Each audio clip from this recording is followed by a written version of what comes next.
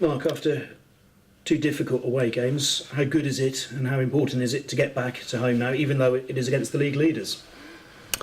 Yeah, we've looked quite good at home in the games we've played, but in all of the games we've played. So we've had positive performances. So yeah, we there's obviously an issue with away games, something we've got to address. But we're at home this week, so we concentrate on that first and foremost, and playing against a good team in Exeter have started really well, and it's going to be a good game. How difficult of the things that you've needed to put right this week in training, because you've had a full week as well, how difficult are they to put right? They can only be put right with concentration, the players actually wanting to put that right. We've worked tirelessly this week to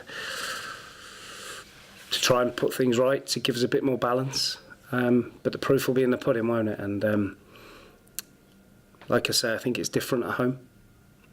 And we hope that we're on the front foot tomorrow and we perform really well. Because I suppose teams might not come and attack you as much or throw as many men forward, and do you almost get a little bit more time at home? No, probably the opposite. I think teams come and really ask us questions, which suits us, because there's spaces for us to work in, which is what we're good at. It's usually when teams sit off us, and giving it away now, aren't I? Teams sit off us and just wait for us to make mistakes that we've had the problems. So we can't. If you look at the games we've played, we've been beaten the last two games. A lot of them are just balls into our box that we've not dealt with. Like simple goals we've conceded, and we have to put that right. But we want to put on a really good performance tomorrow. Be really on the front foot, aggressive, and try and play the way we do. You mentioned the balls into the box. I suppose there have been some different personnel coming into the defence in recent weeks. Does that almost need a run of people putting their hands up and you being able to pick a settled team? It needs people to stand up and be counted and say, right, I'm going to head this ball, I'm going to clear this ball, I'm going to catch this ball. And we need a few of those to stand up and earn their place in the team for certain, yeah. And what you have got, I suppose, back there is competition, so I suppose it's just finding those right combinations. It is, and that's what we've been trying to do this week, working on the relationships and see who fits with who. Does it need talkers and leaders, or have you got those in there visibly? I think we've. If you look at the back five last week, the goalkeeper included, 35. The goalkeeper, is he? Del Bennett, Mark Roberts, Sean Led, Scott Led. So we have an awful lot of experience. Sometimes it's not about that. It's about people having the desire to make sure their man doesn't score, plain and simple. And if you have enough of those in your team, you will keep clean sheets. Christian Deutsch continuing his scoring run. How important is that it just keeps him ticking over and keeps him sort of in a good place? It does, but we've all got to be better. The whole team, the whole squad, all of us, we've all got to do a bit more. When results are like they have been the last couple of games, we've all got to dig in. We've all got to do 10% more, maybe more. And then if we keep doing that, then things will turn around. Exeter obviously top of the table. What is it that they're doing well this season to enable them to be winning those games? I think they're doing the simple things really well. Having watched their games, they've been playing 4-4-2. They've defended well and they've attacked well. Simple. They're in a good run of form, and they want to keep that going.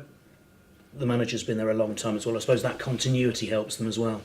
It does. Last season they were bottom of the league, and Paul was getting an awful lot of stick. The supporters wanted him out, and I think the supporters triggered the timer on his contract. Now they want to offer him a new one. So it just shows, doesn't it, how fickle the game is, and social media, things like that, start rumours, start pressure, and Exeter stayed strong, didn't they? And they went from the bottom of the league to the playoff final, and now they're top of the league again. So they must be doing something right. Bit of a lesson there for football as a whole.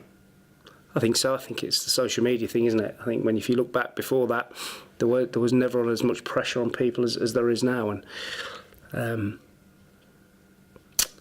I think that the good football clubs and the the clubs that have got a clear plan understand what they've got in place. Injuries, how's the squad?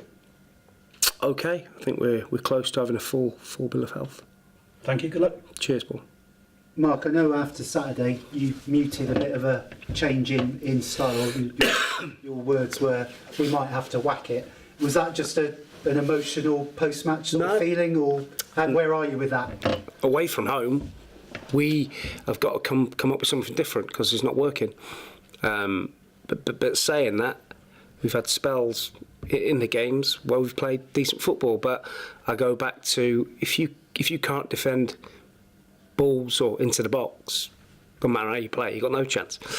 So away from home, certainly we have some thinking to do, but we're at home this week and we're in good form at home. Yeah, I mean, at times you do play a long ball. You only have to look back to Wembley, and the goals at Wembley came from a ball over the top, didn't it? Yeah, it's not about a long ball. It's not about a short ball. It's about the right ball.